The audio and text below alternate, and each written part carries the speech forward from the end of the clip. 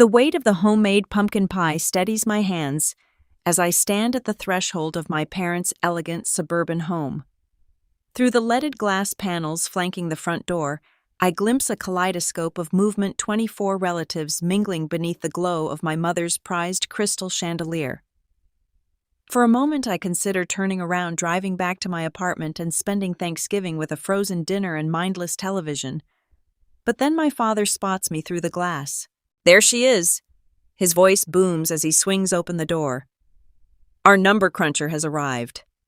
I force a smile and step inside, the aroma of sage and roasted turkey enveloping me. My simple dress, a modest knee-length in deep teal, suddenly feels inadequate amid the festive glitter of my mother's home. "Oh, you brought dessert," Mom says, accepting the pie with a perfunctory kiss to my cheek. Her eyes darted past me toward the driveway. "Is that all you brought?" "Just me and the pie," I answer, trying to keep my voice light. "Made from scratch." Dad pats my shoulder. "Skyler works with numbers. Very stable job. Always punctual." The compliment lands like a backhanded slap. Always punctual. Always reliable. Always boring. I've heard variations of this my entire life. Mom's phone chimes and her face brightens. "That's your sister. She's running a little late." 30 minutes and counting, I murmur, but no one notices my comment as I'm shuffled toward the living room where relatives cluster with drinks and appetizers. Uncle Warren raises his glass. The accountant arrives. "How's life balancing those books, Skyler?" "I'm an internal auditor, actually." I correct, accepting a flute of champagne from a passing tray. "And business is..." The sudden hush falls over the room like a heavy curtain. Conversations halt mid-sentence. Heads turn toward the entryway. My sister has arrived. Marissa glides in 30 minutes late and looking like she stepped from a magazine cover. Her Camel Max Mara coat, which I recognize from last month's Vogue, drapes perfectly over her shoulders. The Prada handbag dangling from her wrist probably cost more than my monthly rent. "Sorry I'm late," she announces, not sounding sorry at all. The traffic was absolutely brutal. Mom rushes forward, beaming with the kind of pride she never shows when introducing me. "You look stunning, sweetheart." She strokes the sleeve of Marissa's coat. "Is this new?" Marissa preens. "Just picked it up last weekend." The color called to me. "You work so hard," Mom gushes. "You deserve to treat yourself." I swallow hard and drain my champagne glass in one gulp. The irony burns worse than the bubbles. Marissa hasn't held a steady job in 3 years, bouncing between consulting gigs that somehow never last, but always come with impressive-sounding titles. Dinner is called before I can escape for a refill. I find myself seated between Cousin Lauren and Uncle Warren's new girlfriend, whose name I've already forgotten. Across from me, Marissa holds court, regaling the table with stories of her latest business venture involving social media and luxury brands. "Skyler," Lauren turns to me during a lull, her voice lowered. "I've been meaning to ask you something about my student loans. The interest is killing me, and I wondered if you might have some advice about restructuring." I lean in, genuinely pleased to be useful.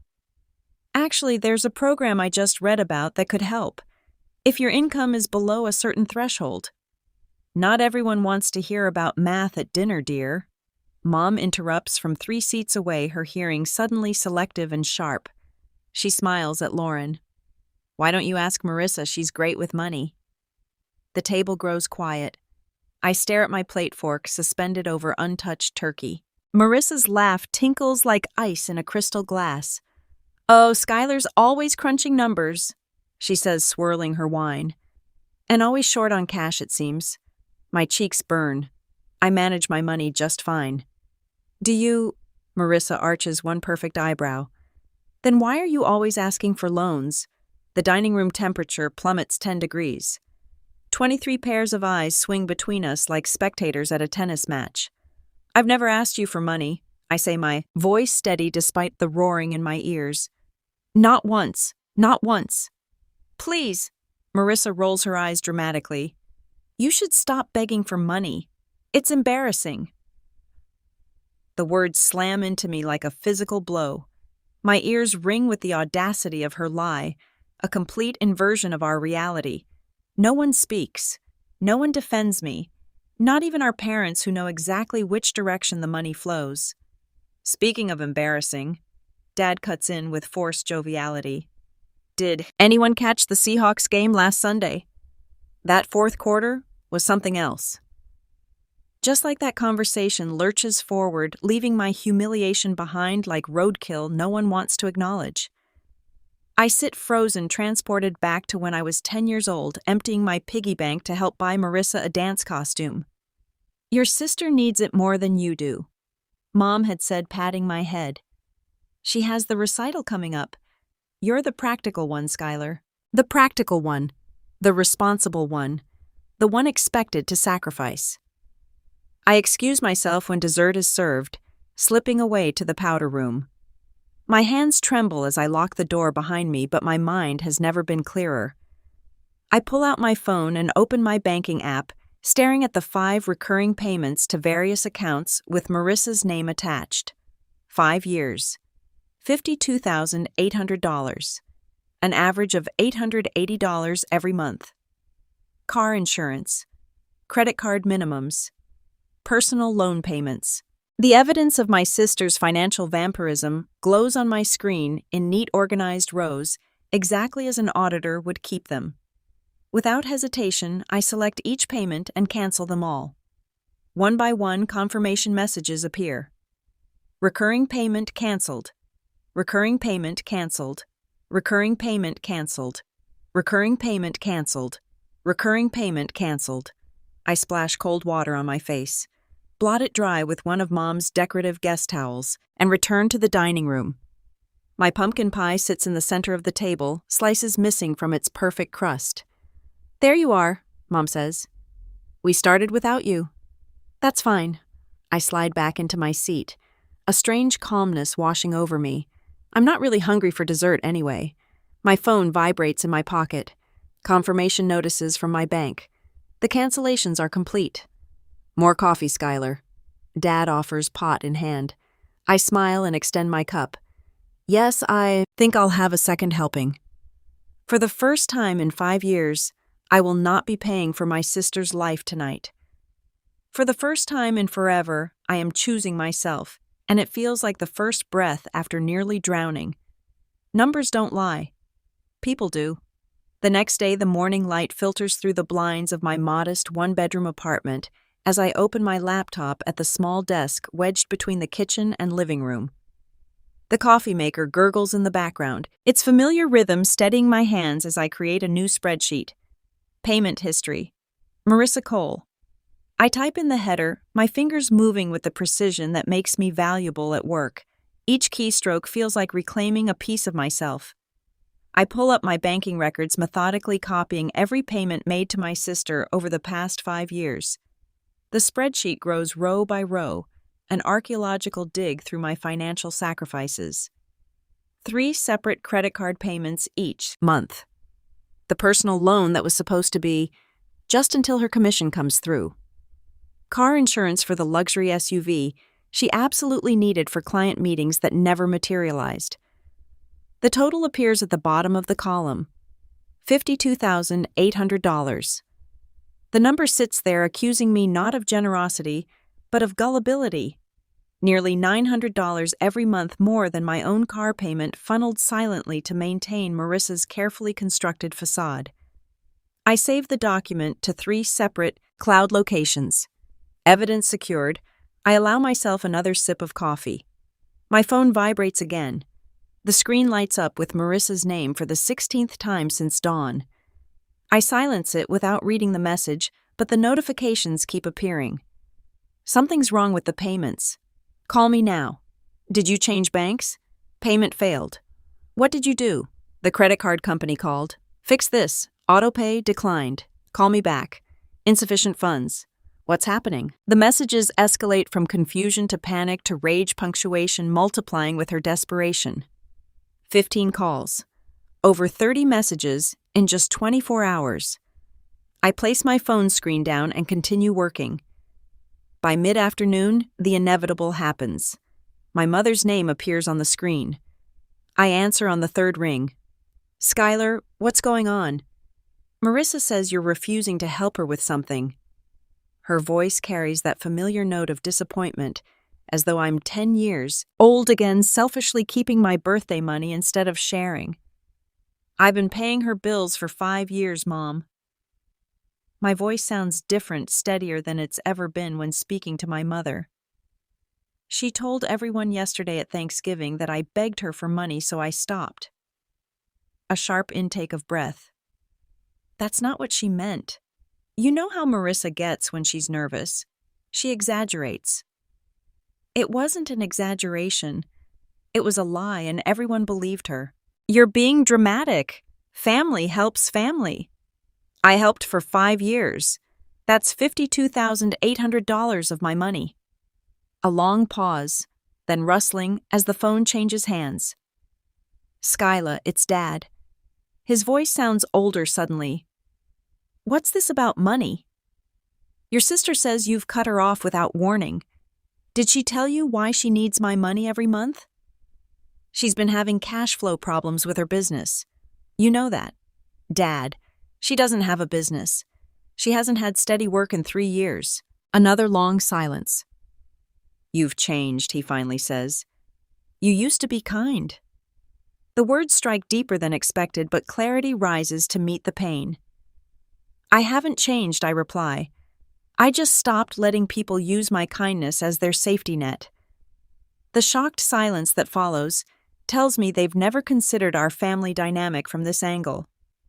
The call ends awkwardly, with promises to talk about this later that we all know means hope you come to your senses. I've barely set down my phone when it rings again. Lauren. Hey, just checking in. You left Thanksgiving so suddenly. Her voice trails off, fishing for information. It was a difficult evening. I offer carefully. Marissa's been messaging everyone about money problems. Something about you backing out of a loan. A bitter laugh escapes before I can catch it. I didn't back out of a loan. I stopped making her monthly payments after 5 years of paying her bills. Wait, you've been paying her bills, but she has that huge house in Bellevue. The surprise in Lauren's voice confirms what I suspected. No one knew. For years, Marissa had maintained her image of success while secretly draining my accounts. How much are we talking about? Lauren asks. $52,800. Holy Skyler. That's... She pauses. No wonder you always turn down family trips. A lump forms in my throat. All those years of excuses about work commitments, saving for a house, needing to be available for emergencies when the truth was simpler and more painful. I couldn't afford both Marissa's lifestyle and my own existence in the same frame. After Lauren hangs up promising discretion, I know she won't maintain my phone pings with a text from cousin Michael. About time someone stood up to the golden child. The truth is spreading through the family now, reframing 5 years of gatherings where Marissa arrived in designer clothes while I wore the same black dress with different accessories, where she brought expensive wines while I baked from scratch because it was cheaper, where she talked about exclusive resorts while I quietly mentioned staycations. I closed the spreadsheet and shut my laptop. The documentation is complete. The payments are canceled. The truth is loose in the wild. For the first time in 5 years, all $880 of my monthly Marissa payment will stay in my own account. The thought doesn't bring the satisfaction I expected, just a hollow kind of relief. Like removing a splinter that's been in so long you've built your movements around avoiding the pain. I glance at my phone where the notification count has climbed to 43. Tomorrow will bring more calls, more guilt, more pressure. But tonight the numbers are clear. And numbers, unlike sisters, don't lie. The family group chat notification lights up my phone at 6:47 a.m. the next morning. I squint at the screen, still warm under my comforter, and immediately wish I hadn't looked. Please keep Skyler in your prayers during this difficult time. Marissa's message reads, mental health struggles can manifest in many ways, including financial jealousy and irrational behavior. I stare at the ceiling, counting the gentle popcorn ridges to keep from hurling my phone across the room. Within seconds, responses flood in. "Oh no. What happened? Sending love, Skyler. We're here for you. Should we organize a care package?" Nobody asks what prompted this announcement. Nobody questions its validity. My sister's word is gospel, and I am suddenly cast as the unstable family member having a breakdown. My mother calls within minutes. "Skyler Marie Thompson." Her voice carries that particular tone reserved for grave disappointments. "You need to fix this before Thanksgiving is completely ruined." Fix what exactly, I ask, sliding my feet into slippers padding toward my kitchen to start coffee. "Don't play dumb. Marissa is devastated. Your father can barely look at the phone when she texts about you." She pauses. "We raised you better than this." The coffee maker gurgles as I measure grounds with practiced precision. "Did you ask Marissa exactly what I've done?" She showed me the bank notifications. All those payments suddenly canceled. Mother's voice drops to an accusatory whisper. "She has bills, Skyler. Responsibilities, Ruth, so do I." The words emerge stronger than I intended. "This isn't like you," she continues.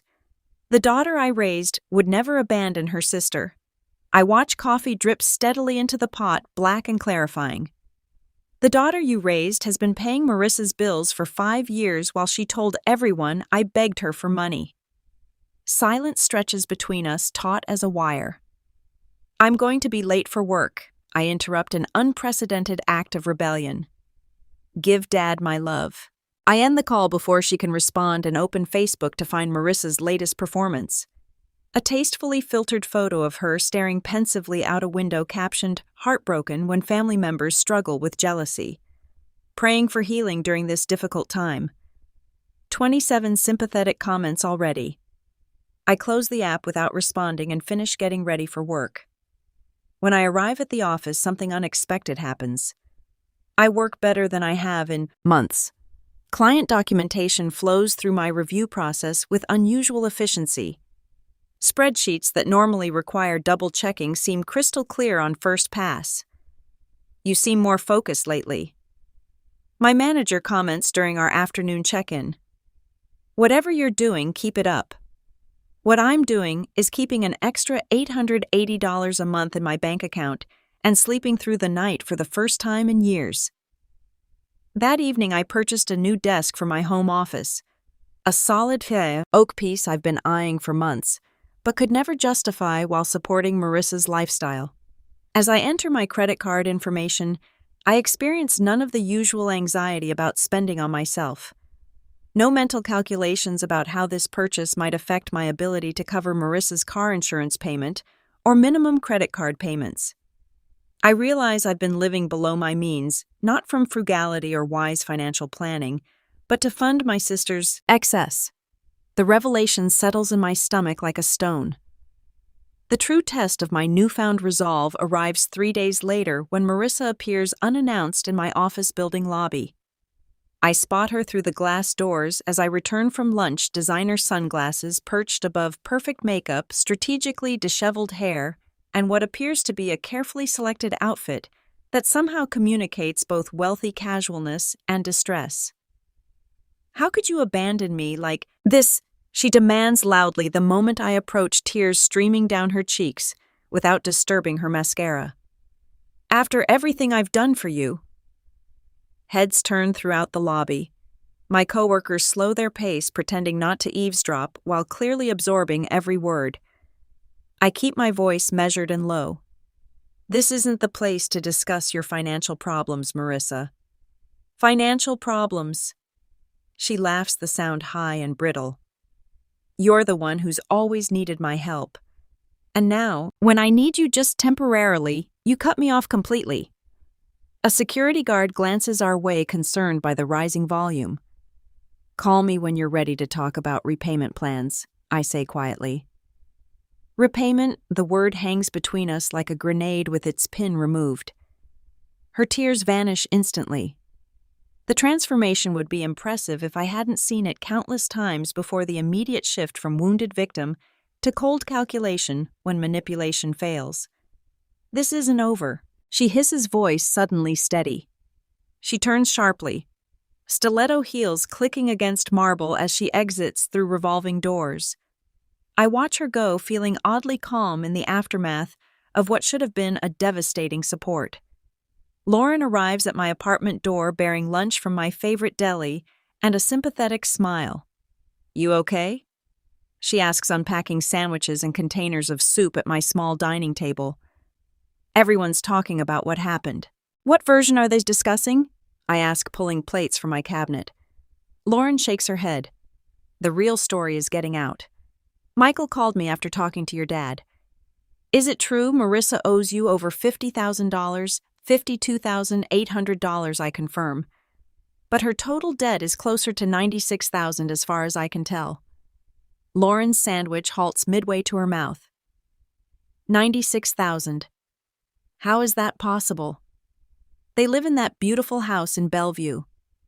Mortgage to the limit, I reply. Plus 3 maxed credit cards, 2 personal loans, and the car lease that's 3 months behind. I've been covering the minimum payments for years. She was using you this whole time. Lauren's voice turns hard with anger, all while acting like the successful one. My phone buzzes with a notification. The younger cousins have created a new group chat named Team Skyler, without Marissa or my parents included. I'm still absorbing this development when my phone rings with an unfamiliar number. I almost decline until Lauren glances at the screen. "That's Evan's cell," she says, eyes widening. "Marissa's husband." I accept the call, putting it on speaker. Skylar Evans' voice sounds strained. "We need to talk." "I'm listening," I say. "I had no idea about any of this," he begins. "She hid everything. The payments, the debt, all of it. All of it." The raw honesty in his voice catches me off guard. "Thank you for helping her quietly all these years." He continues. "I thought we were stable, but we've been living beyond our means to keep up appearances with the neighbors."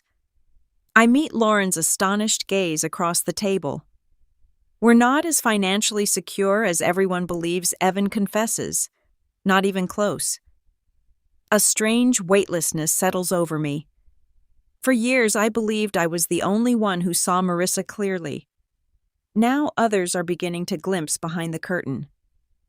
"I hope you can help her find better ways to cope," I say finally. Lauren squeezes my hand across the table as the call ends. For the first time in years, I'm not alone in my understanding of Marissa. And for the first time in my life, I'm not expected to be the one who fixes everything. That night, the knock at my apartment door comes at 11:42 p.m. 3 thunderous blows that rattle the hinges. I know who it is before I even peer through the peephole. Marissa stands in the harsh hallway light, arms wrapped around herself. Her hair hangs limp around her face, not a trace of makeup visible. She wears faded jeans and a plain cotton t-shirt, clothes I've never seen on her before. I open the door but block the entrance with my body. It's nearly midnight. Please," she whispers, her voice cracking. I'm falling apart, Sky. Evan knows everything. For a moment, I see the little girl who used to crawl into my bed during thunderstorms seeking comfort from her practical sister, who was never afraid of the noise. But then I remember the Thanksgiving table, her voice dripping with false concern. "You should stop begging for money. It's embarrassing." Still, I step aside. "Come in." She rushes past me, pacing my living room like a caged animal. The credit card companies keep calling. I've blocked 8 different numbers, but they just use new ones. And the B, damn you. Her voice catches. They're repossessing it next week. I offer her water in a plain glass tumbler. She eyes it briefly, clearly, hoping for wine. Mom and Dad are heartbroken. She continues accepting the water, but not drinking it. You're tearing the family apart with this vendetta. I sit on my couch watching her theatrics with newfound clarity. If I lose everything, it's on you, she says, her voice hardening. Is that what you want? To see me fail, I wait until her monologue runs out of steam, until the dramatic pauses designed to prompt my reassurances grow uncomfortable. When she finally falls silent, I speak. I've helped you for 5 years, Marissa. She sniffs, nodding eagerly. And I'm so grateful.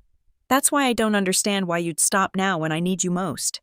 I let a calculated pause stretch between us. That's $52,800, I say evenly. I have records of every payment. Her face shifts from vulnerable pleading to defensive anger in an instant. It wasn't that much. You're exaggerating to make me look bad. Without a word, I open my laptop on the coffee table between us. The screen illuminates with a spreadsheet, each row a payment, each column a category. Dates, amounts, account numbers. Notes documenting her calls, her excuses, her promises to pay me back next month for sure this time. 5 years of financial hemorrhaging meticulously documented in the language I know best, numbers that don't lie. This is, she stumbles over her words. You're doing this to make yourself look better. You always need to be the perfect one. When I don't respond, she switches tactics. You know I have expenses you don't. The country club fees alone. She stops herself, realizing how this sounds. You make so much more than me, she tries. Instead, voice rising. You don't understand what it's like to struggle. I make $185,000 a year, I say quietly. Her eyes widen slightly. She clearly assumed much less. I live in this one-bedroom apartment so I could afford to pay your bills. The silence that follows feels like the first honest moment we've shared in years. Her mouth opens and closes, searching for another angle. But we're sisters, she finally says, her voice small. Family helps family. I stand and walk to the door, opening it once more. You had 5 years, Marissa. I paid $52,000 of your debt. That's enough. She gathers her pursed shoulders stiff with indignation. At the threshold, she turns, eyes narrowed. You're heartless, she hisses. You'll regret this.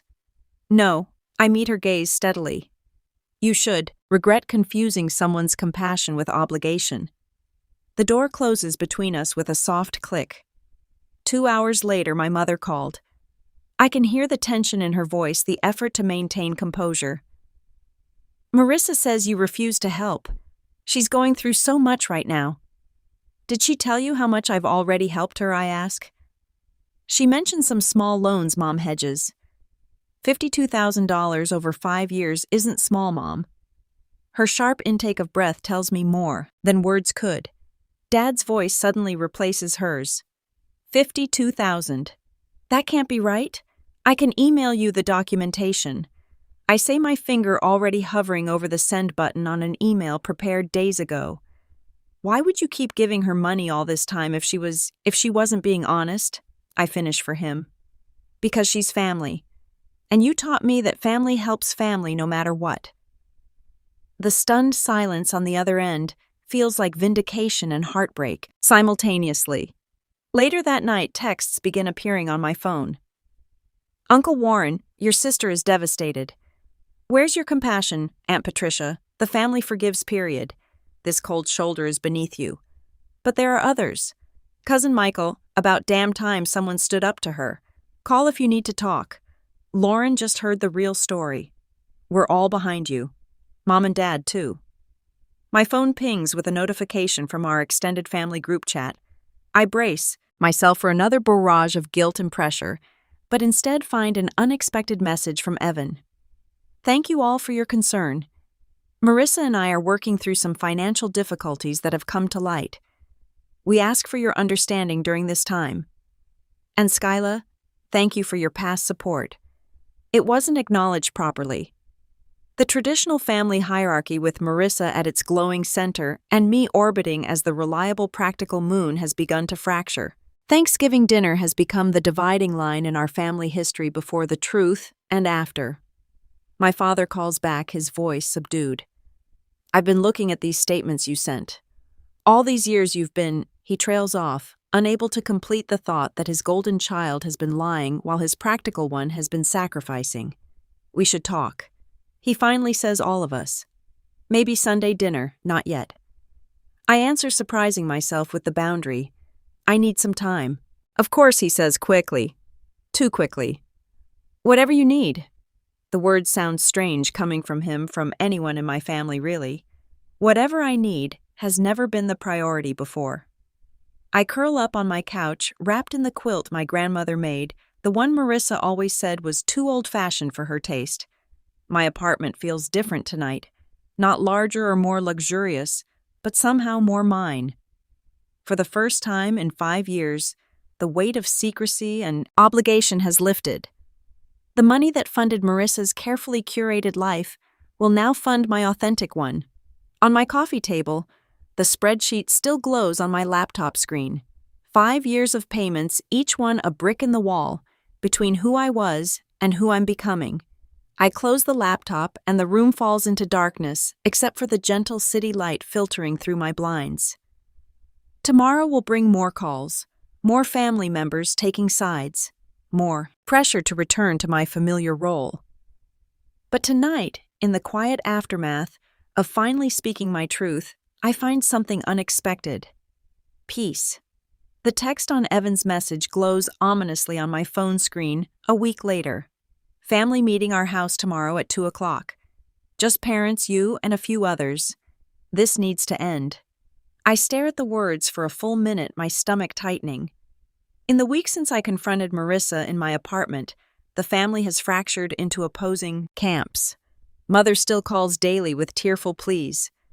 Father has retreated into uncharacteristic silence. Cousins message their support or condemnation, depending on which version of events they believe. What surprises me is Evan's sudden involvement. In 6 years of marriage to my sister, he's always remained pleasantly detached from family drama. When I arrive at their home, notably smaller than what Mother had led everyone to believe, Evan opens the door before I knock. His normally easygoing expression is replaced by something harder, more determined. "Thank you for coming," he says, voice low. "This won't be easy." The living room feels like a courtroom awaiting trial. Mother and father sit stiffly on matching armchairs. Uncle Warren occupies one end of the sofa beside Aunt Patricia and grandmother, whose presence signals the gravity of the situation. Marissa is nowhere in sight. Where do I begin? She'll join us shortly. Evan interrupts, gesturing toward the empty chair clearly positioned as the focal point. "Please sit." I choose the corner of the sofa instead, maintaining distance from the emotional blast zone. The air feels charged with unspoken accusations. Mother attempts a weak smile. "This is unnecessary. Family disagreements should stay private." "Not this one." Evan says, his voice firm as he places a thick manila folder on the coffee table. "Not anymore." The sound of a door closing echoes from the hallway.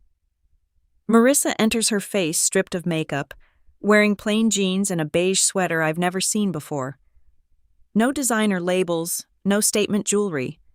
Her eyes are red-rimmed but dry. "Sit down, Marissa," Evan says without looking at her. She perches on the edge of the empty chair, hands folded tightly in her lap. Evan stands before us, shoulders squared. "I've asked you here because it's time everyone understood exactly what's been happening." He opens the folder. Over the past years, Marissa has accumulated personal debt totaling $96,500. Mother gasps. Father's head snaps up. "That includes the $52,800 that Skyler has been paying in secret for 5 years. Evan continues. "The money that Marissa told me came from a trust fund from grandmother." Grandmother's sharp intake of breath cuts through the room. "I never set up any such thing." "I know that now." Evan spreads credit card statements across the table. These show regular purchases from Nordstrom Sachs, Neiman Marcus Designer, clothes, jewelry, handbags, things to maintain the appearance of success while we were quietly drowning. Father leans forward, studying the papers with growing disbelief. "This doesn't sound like the daughter we raised." "I needed those things," Marissa whispers. "Everyone expected me to be successful." Mother reaches toward her. "Sweetheart, is this all true?" The question hangs in the air, the first time in 30 years I've heard Mother question Marissa's version of events. Marissa's careful composure crumbles. Tears spill down her cheeks. "I just wanted everyone to be proud of me." "By lying, by stealing from your sister." Aunt Patricia's voice cuts like a blade. "I was going to pay her back." Marissa protests weakly. "When?" Evan asks. "With what money?" You haven't held a steady job in 3 years. The silence that follows feels like a physical weight. I watch my family absorb the reality they've been denying for years. Evan straightens. Things will change starting today. We're selling the Range Rover. The Maldives vacation is canceled. Marissa starts working 40 hours weekly at Belinda's boutique next Monday, and we begin financial counseling on Thursday. Mother's face paled. But that's so extreme. It's necessary, Evan replies, and long overdue. Father turns to me, his eyes clouded with something I've rarely seen: genuine regret. We should have seen it sooner. Voice drops to a near whisper. I'm sorry, Skyler. The words I've waited decades to hear land softly without the satisfaction I'd imagined. I nod once, accepting but not absolved. For the first time in my memory, I sit in a family crisis without being expected to fix it. I am neither savior nor villain, simply present. The strange liberation of this moment catches in my throat. The next 6 months unfold in careful, measured steps. Family gossip shifts as the full story emerges. Marissa works retail after years of leisure, returning home with aching feet and humbled eyes. Evan oversees their finances with spreadsheets that echo my own meticulous records. When Mother calls now, her voice carries a new hesitancy, as though she's learning to navigate unfamiliar terrain. Father asks about my investment strategies, listening with genuine interest. One Thursday morning in May, my phone pings with a banking notification. Deposit $600. A text message follows. It'll take years, but I'll pay you back. M. I stare at the screen, remembering the Thanksgiving table where she publicly accused me of begging the powder room, where I finally found my boundaries. The spreadsheet documents 5 years of silent sacrifice. My fingers hover over the keyboard.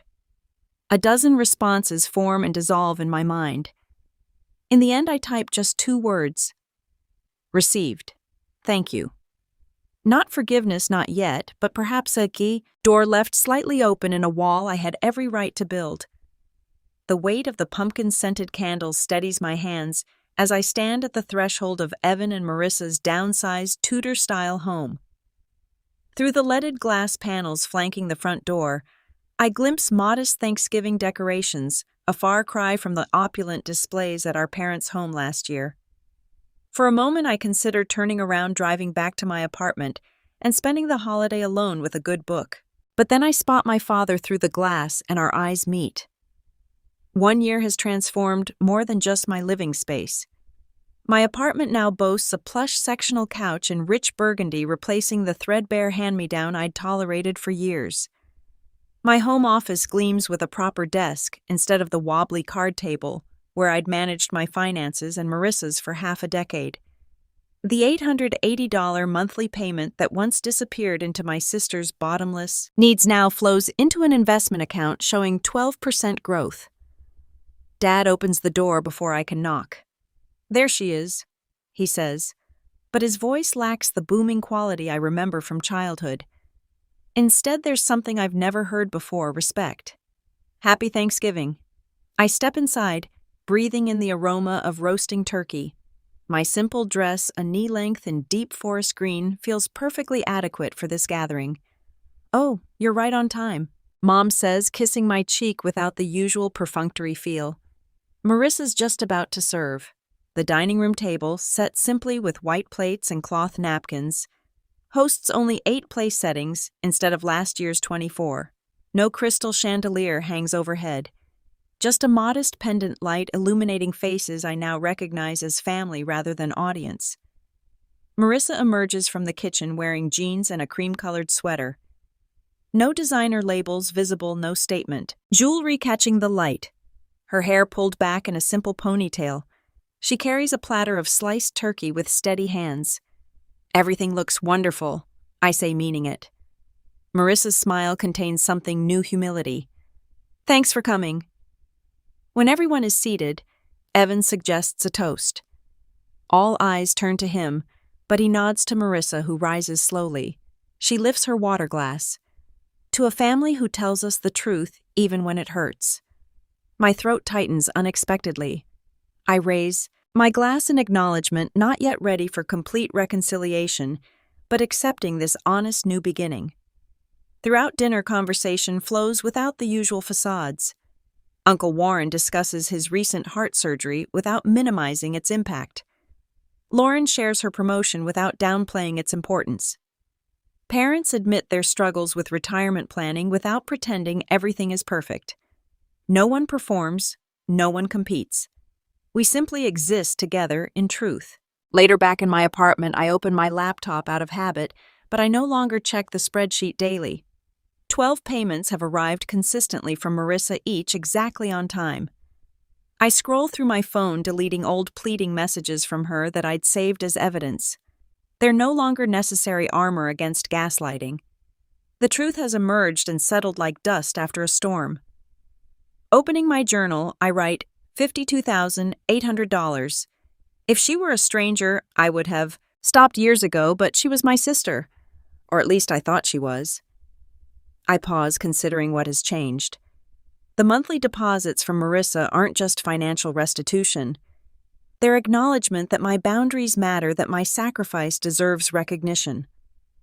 My worth was never tied to family approval, though it took me 30 years to understand this. Boundaries aren't cruelty, but self-respect. I close the journal, feeling neither triumph nor regret, just clarity. Sometimes kindness means knowing when to stop. You can't save someone who keeps sinking, especially when they're the ones pulling you under. The question remains hanging in the evening air of my quiet apartment. If faced with the same situation, what would you have done? Cut them off like I did? Give one more chance because they're family? Take legal action to recover what was lost?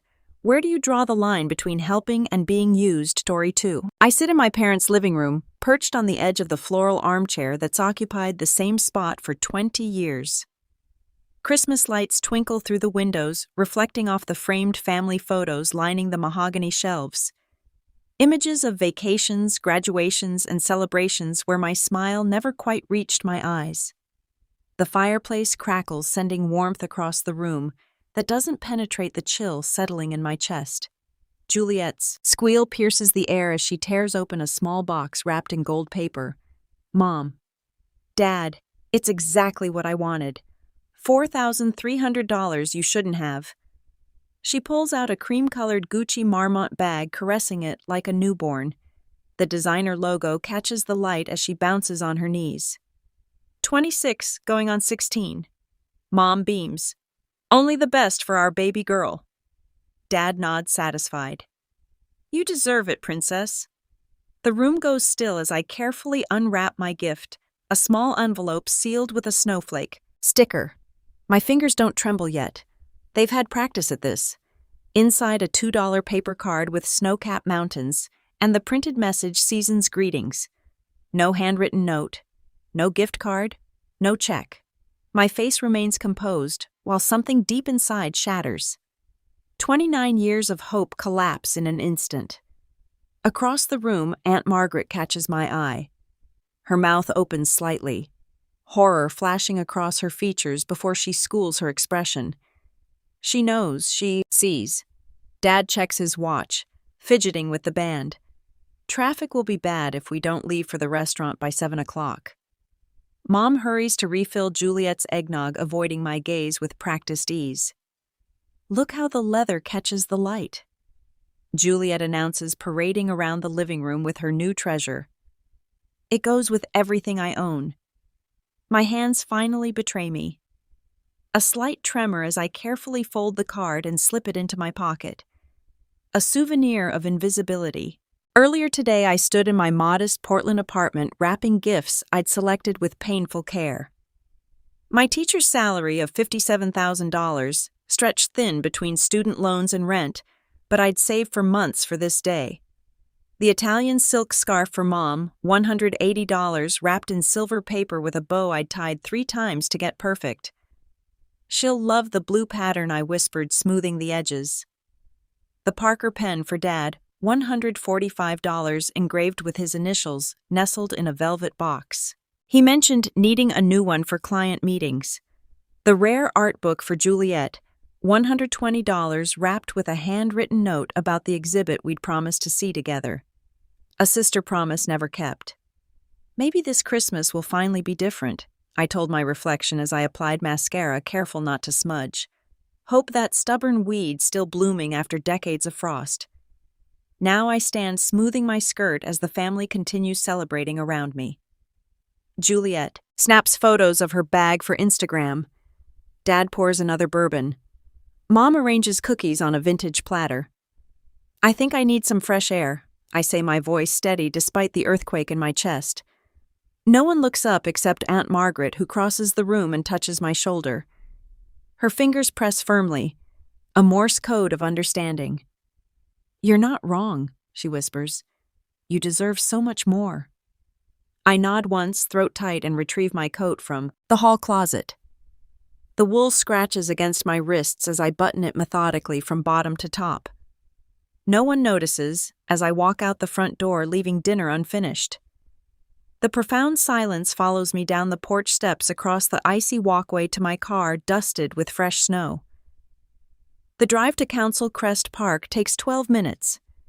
I park facing the overlook. Portland's lights spread below like fallen stars. The city continues its Christmas Eve rhythms, oblivious to single-car vigils and broken traditions. When did I become so invisible to them? The words fog the windshield. Questions without answers, I remove the card from my pocket. Not just paper, but a symbol of lifelong dismissal. 29 years of hoping for equal love compressed into a mass-produced greeting. My tears finally flow freely, hot tracks down cold cheeks. 29 years of hoping for equal love. And now I see it will never come. The city lights blur through my tears, transforming into smeared watercolors against the night. I wonder how many others sit alone tonight, clutching evidence of their family's failure to see them. Have you ever felt invisible to those who should see you most clearly?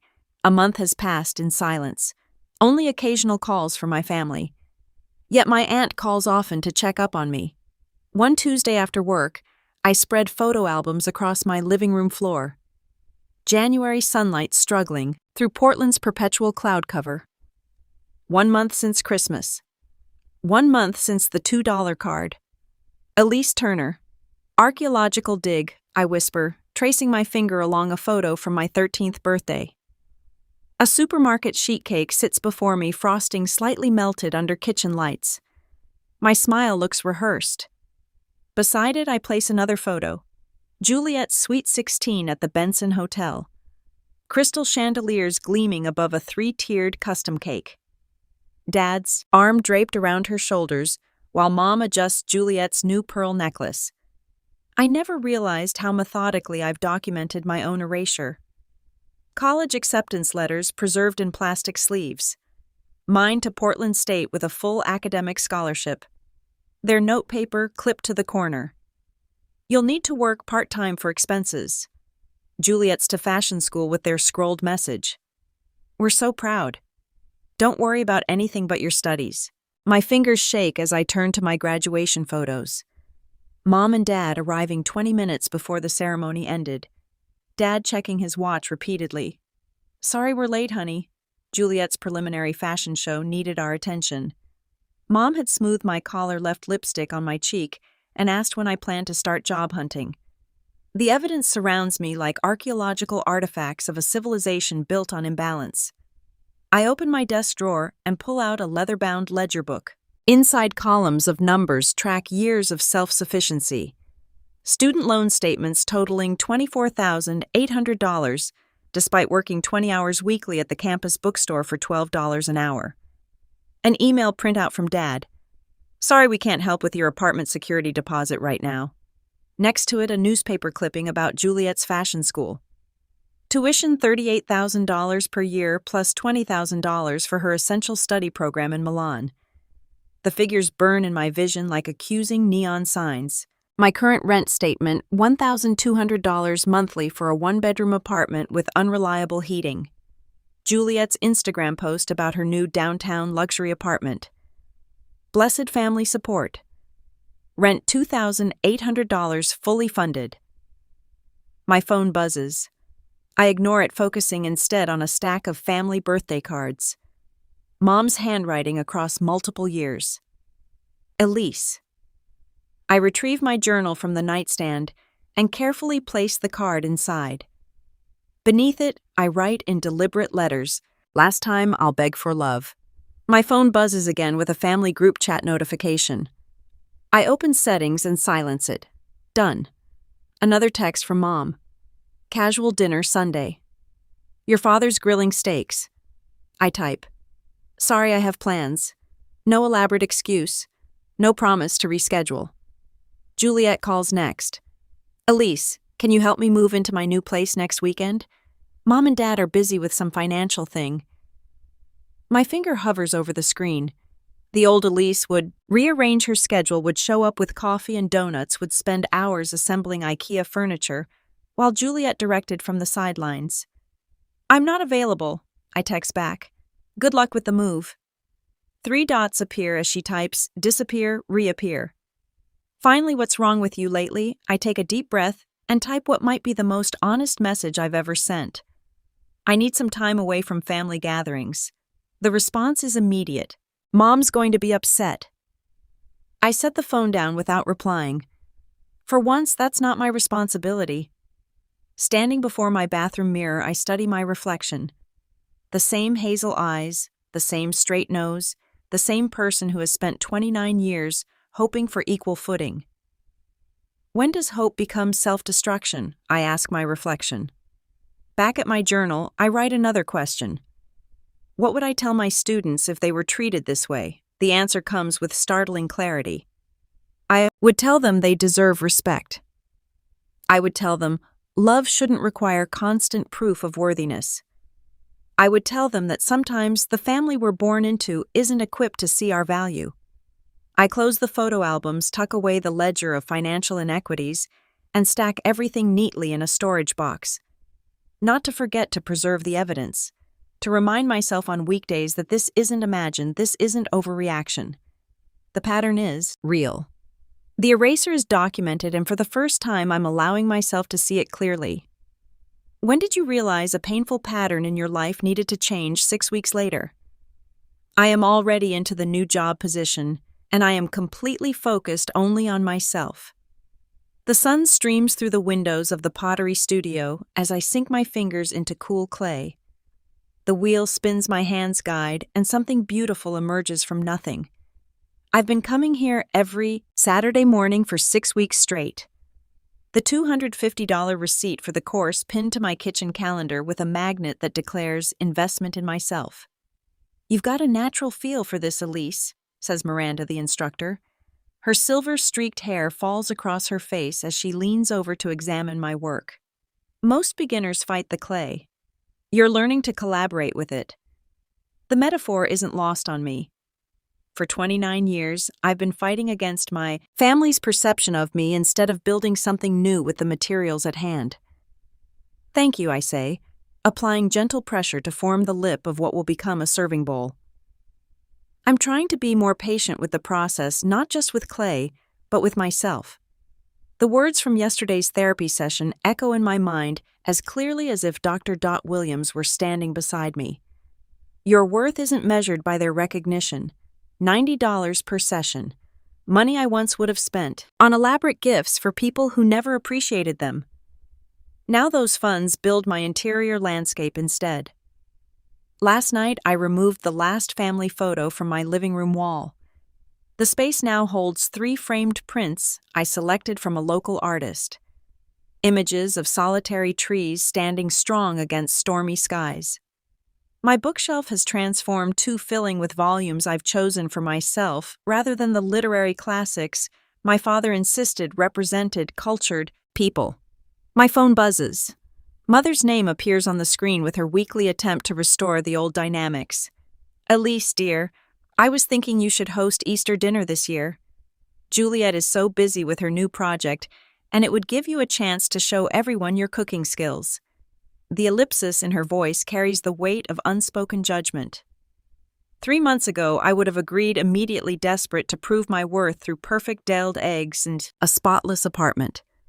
Today, I set down my clay-covered hands and type a simple response. "I'm not available to host Easter this year." I have prior commitments. No explanation, no apology, just a boundary. Clear as the line between wet clay and dry table. Very nice, says Miranda, nodding at my bull. You're finding your center. I am in more ways than one. Monday morning brings unexpected validation at school. Principal Harrington calls me into his office, sliding my teacher evaluation across his desk with the rare smile warming his typically stern face. This is exceptional work, Elise. The student responses to your creative writing unit were remarkable. I've never seen engagement numbers like these. I accept the folder, scanning the comments from students. One jumps out. Miss Turner's assignment about writing our life story from a different perspective changed how I see myself. I never thought about being the hero instead of the victim. The words land in my chest like a warm stone. All those years feeling invisible, and here I am helping others see themselves more clearly. There's something else. Principal Harrington continues. We need someone to lead the summer writing program. Your independent spirit is exactly what we need. It comes with a stipend, of course. The word independent no longer stings as it once did when my mother used it to justify her neglect. Now it carries the weight of respect. I'd be honored, I reply, straightening my shoulders. That afternoon, I receive an email inviting me to present at a regional education conference. My finger hovers over the delete button, my first instinct to assume it's been sent to me by mistake. Then I remember Dr. Williams's words. Assume you deserve good things until proven otherwise. I click accept instead. Later that evening, I open my banking app and transfer $500 into the account labeled Home Down Payment, the first deposit of many a home that will truly be mine, not a space I occupy at the edges of someone else's life. The phone rings at midnight. Juliet's sobbing voice fills my ear before I can even say hello. He broke up with me, Elise. I can't believe it. Derek just walked out after dinner. I need you to come over. I can't be alone right now. The old Elise would have jumped from bed, thrown on clothes, and driven across town at unsafe speeds to comfort her sister. The woman I'm becoming takes a breath. I'm so sorry that happened, Juliet. I can talk tomorrow during my lunch break. What I need you now. This is serious. I understand you're hurting. I'm available at noon tomorrow. My time matters too. The shocked silence stretches between us. A new territory neither of us has mapped before. I guess I could wait until tomorrow, Juliet finally whispers. Then something I've never heard from her before. Sorry, Elise. I didn't think about what time I'd hang up. I lie awake half expecting the follow-up call from Mother, outraged at my selfishness. It comes at 1:07 p.m., her angry voice filling my voicemail with familiar accusations. I delete it without listening to the end. In weeks to come, my support network expands like ripples in still water. Robert, the history teacher, whose classroom sits across from mine, stops by my desk after the final bell. I was wondering if you'd like to have dinner Friday, he says, his hands fidgeting with a paperclip. Just as friends. But I've always admired your dedication to your students. Aunt Margaret arrives for a weekend visit, unfolding grandmother's quilt across my bed with reverent hands. She always saw your light, Elise. Even when others didn't, Margaret says, smoothing the faded fabric. She left this specifically for you because she knew you'd appreciate its story. My pottery classmates organize a hiking trip to Mount Hood. My therapist notes how my posture has changed, opening like a flower turning towards sun. At a staff meeting, when the athletic director dismisses my suggestion about incorporating creative writing into physical education, my colleague Sandra speaks up. Elise has been saying this for years. The research supports her approach. The family group text pings with cousin Caleb's wedding announcement for June. Everyone responds with enthusiastic acceptance. I type simply, I'll attend, but I'll drive separately. Mother's private text arrives within minutes. Why are you being difficult? I consider a dozen responses before settling on truth without malice. Setting healthy boundaries isn't being difficult. In my calendar, I created the entry. Wedding 2 hours maximum. Bring Robert.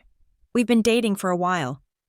The balcony garden I've started flourishes with herbs and native wildflowers. As evening light filters through the leaves, I sit with my journal open on my lap. The pages contain fewer questions now, more declarations. Today I write, "Growth requires both distance and nourishment." My fingers still faintly stained with clay trace the words. What seeds of self-respect are you ready to plant in your own life? The question rises unbidden as I watch a bee navigate between blossoms purposeful in its journey. The answer blooms within me stronger than any doubt could overwhelm ones that will finally allow me to thrive. And in months to come, I will finally show my family who I am. On the day of the wedding, 3 months later, I step out of Robert's car, smoothing the fabric of my sage green dress.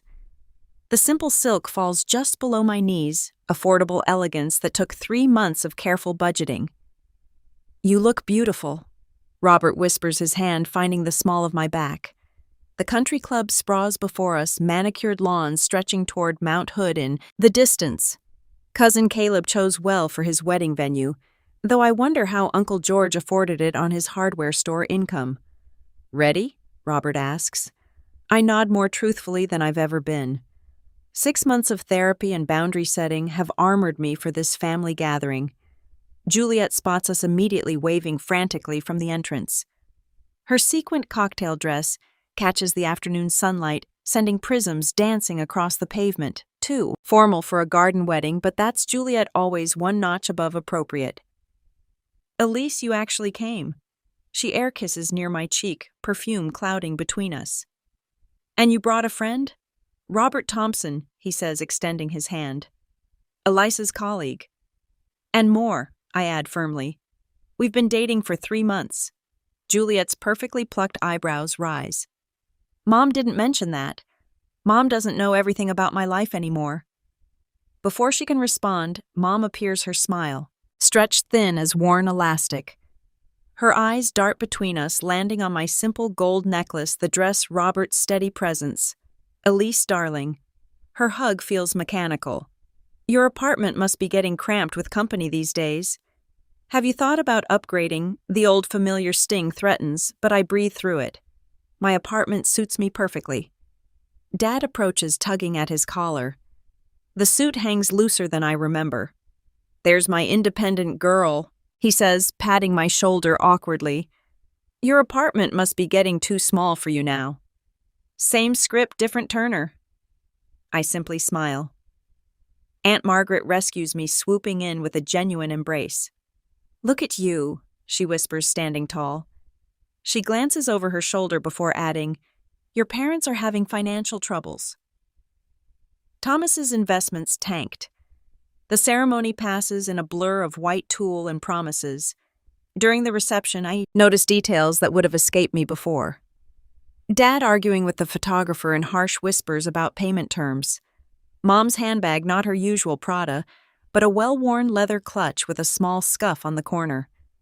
And most telling, Juliet's panicked expression when the bartender returns her credit card, shaking his head. The garden behind the reception hall offers temporary escape. Roses climb trellises, their June blooms heavy with perfume. I breathe deeply, counting backward from 10. Dr. Williams' technique for processing surprise without reaction. Running away again. I turn to find Juliet, her mascara slightly smudged at the corners. Taking a moment, I correct her. The difference matters. She slumps onto a stone bench, unexpectedly graceless. "You're different now." Yes. I realized how unfair everything was. The words tumble out unpracticed. "I'm sorry, Elise." I wait. Years of experience teaching me that Juliet's apologies often come with conditions. They can't support me anymore. She continues, voice cracking. "Dad's business is collapsing. The condo's being sold. My credit cards are maxed out." I sit beside her, maintaining careful inches between us. "That sounds difficult. I never learned to stand on my own like you did." A tear tracks through her foundation. "I don't know how to live on what I actually earn." The sunset paints the garden in amber light, turning Juliet's sequins into tiny flames. We sit in silence, the first comfortable quiet between us since childhood. Back inside, Dad corners me near the cake table. "You've always been good with finances," he begins, voice unusually hesitant. "Teachers have excellent retirement planning skills." I sip my champagne, waiting. "We might need some advice. Family, helping family, you know." Before I can respond, relatives swarm around us. "Elise heard you got department head." Uncle George booms. "Always knew you'd be successful." Mom appears at my elbow. "Elise was always our practical one," she says, her fingers nervously twisting her wedding band. "So responsible." Across the room, Robert chats with his sister who drove up from Salem. She's the most respected teacher at her school. I overhear him say, pride warming his voice. Juliet approaches, subdued. "Do you know about affordable apartments in Portland, maybe with roommates?" The irony isn't lost on me. After years of invisibility, suddenly everyone sees me not for who I am, but for what I might provide. When Dad mentions temporary family assistance later, I maintain polite distance without cruelty. I'm not in a position to help financially. I tell him directly. My budget is carefully balanced with my own needs. To Juliet, I offer what she actually needs. Start with a budget and roommates. It's how I survived my first 3 years teaching. 2. Mom attempts guilt. Her specialty. "We always supported you." "Emotionally or financially?" I ask quietly. Her silence answers more truthfully than words could. At 9, I find Robert by the bar. "Ready to leave?" I ask. The relief in his eyes mirrors my own. "Whenever you are." We slip away during the bouquet toss, driving toward Cannon Beach, rather than returning to Portland. The night air carries salt and freedom as we walk barefoot along the shoreline, shoes dangling from our fingers. "You handled that beautifully," Robert says. I watch the moonlight ripple across the Pacific. Sometimes the greatest gift is seeing clearly. The waves crash and retreat, a rhythm older than family patterns.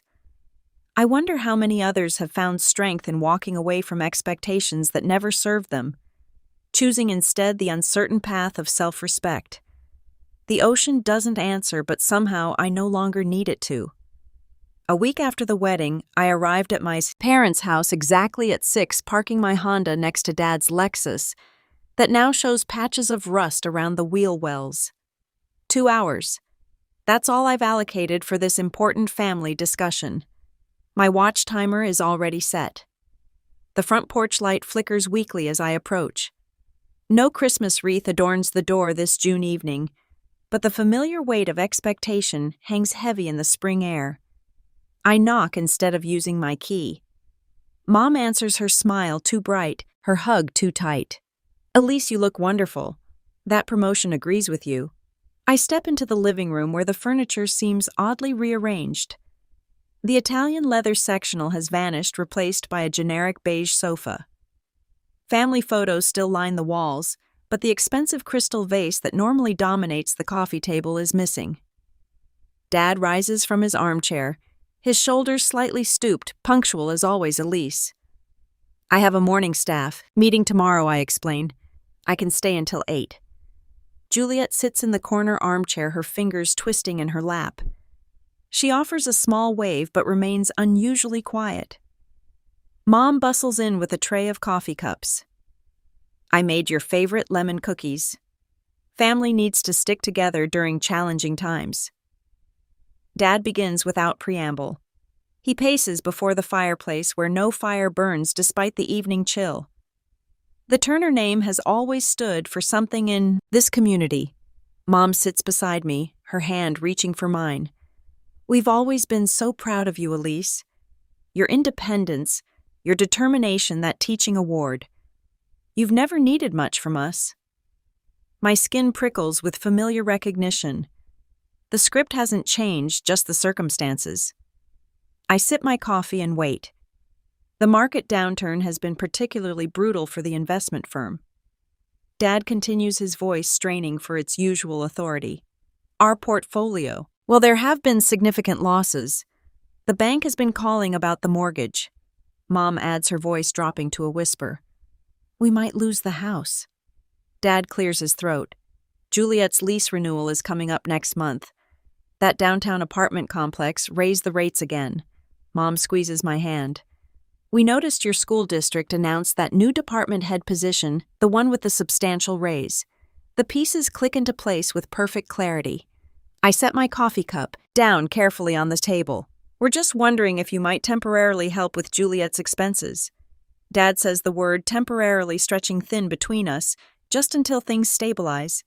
Family, helping family mom adds her smile wobbling. You've always been our rock. The room falls silent. Juliet studies her expensive manicure shame coloring her cheeks. I need to say something that's long overdue. My voice sounds steadier than I feel. I reach into my purse and withdraw the Christmas card now slightly worn at the edges from the months I've carried it. I place it on the coffee table. This was the moment I finally saw the truth. Dad glances at the card dismissively. A Christmas card. Really, Elise?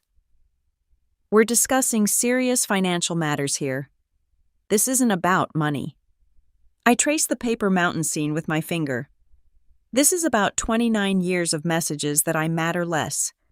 Juliet's sweet 16 at the Benson Hotel while my 13th birthday was celebrated with a grocery store cake.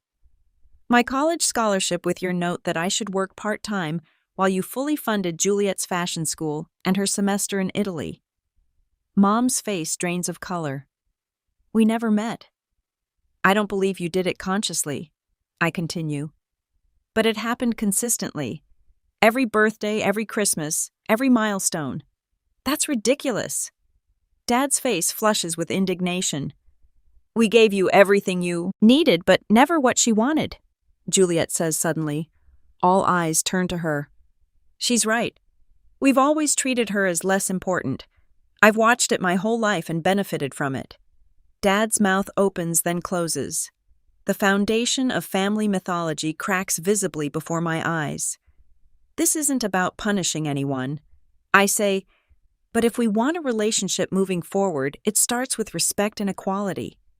So you won't help your sister mom's tears spill freely now. Genuine rather than strategic. I'm not saying that. I'm saying I won't be the family's financial solution while the pattern continues. I won't fund Juliet's luxury apartment when I've struggled to afford my own place. I won't contribute to a dynamic where I give everything and receive nothing. After all we've done for you.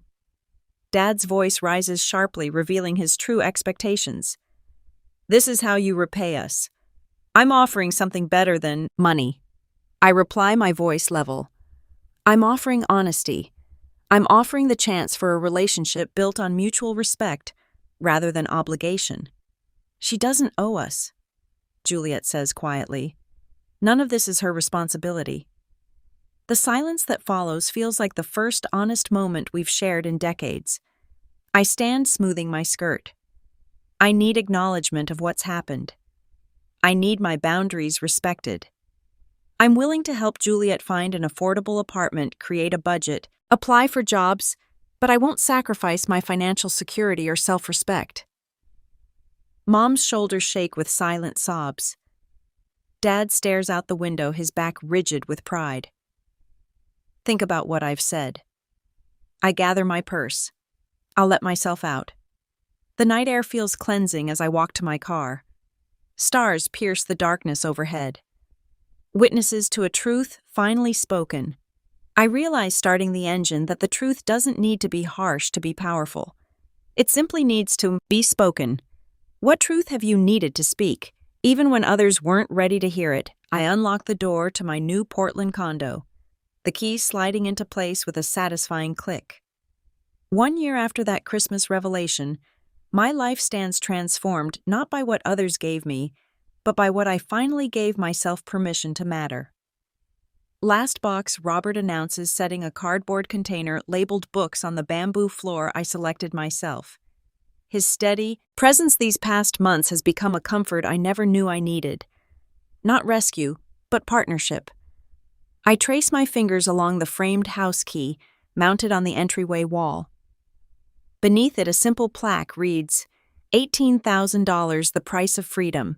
each dollar representing months of overtime, careful budgeting, and saying no to family expectations that once consumed me. "Department head looks good on you," Aunt Margaret remarks, arranging wild flowers in a ceramic vase I created in pottery. "Class." She touches my shoulder, her eyes crinkling with pride. "You built this life brick by brick, Elise." The afternoon sun spills through windows. I spent hours casting golden rectangles across the dining table set for 4. Not a grand gathering, but an intentional one. Robert, Aunt Margaret, and Juliet will join me for dinner. My terms, my space, my boundaries intact. Dad's text message arrived this morning. "Hope the move went well." 5 words, representing his struggle to navigate our new reality. Mom calls weekly now. Her conversation careful but increasingly genuine. Small steps toward what might someday become authentic connection. Juliet arrives carrying a houseplant and a bottle of mid-priced wine. Her designer bags have disappeared, replaced by sensible work attire from her first real job. "The apartment hunt is going well," she says, helping me arrange plates on the table. My roommate works in accounting. She's teaching me about budgeting. Her voice holds a newfound humility that sometimes catches me off guard. Later, as Robert helps me hang curtains in the bedroom, his hands steady on the drill. He asks, "Have you thought about next summer? That cabin on Mount Hood is still available for rent." I smile, no longer afraid of future possibilities. I'd like that I answer simply. When everyone leaves, I prepare for my first night alone in my new home. I place the Christmas card, that $2 catalyst for change, in a simple frame on my desk. What once symbolized invisibility now represents strength discovered through pain. I open my journal, running my hands across a blank page before writing. Worth is inherent, not earned or granted by others. At school, a young teacher sought me out yesterday, tears streaming down her face after a family gathering where her achievements were dismissed. I recognized that wounded look all too well. "Your boundaries aren't selfish," I told her, offering tissues and the validation I once desperately needed myself. My savings account grows steadily, now labeled Future Dreams instead of Emergency Fund. The local pottery studio called yesterday about displaying my pieces next month. From my small balcony, I watched the Portland sunset paint the sky in watercolor hues. 1 year ago, I sat in my car sobbing over a meaningless card. Tonight, I stand surrounded by a life built on my own terms. The gift I whispered to the evening air was finding myself. I close my journal, no longer needing external validation to know my value. Turning off the porch light, I walk into rooms furnished with intention and self-respect. Love that must be earned isn't love at all.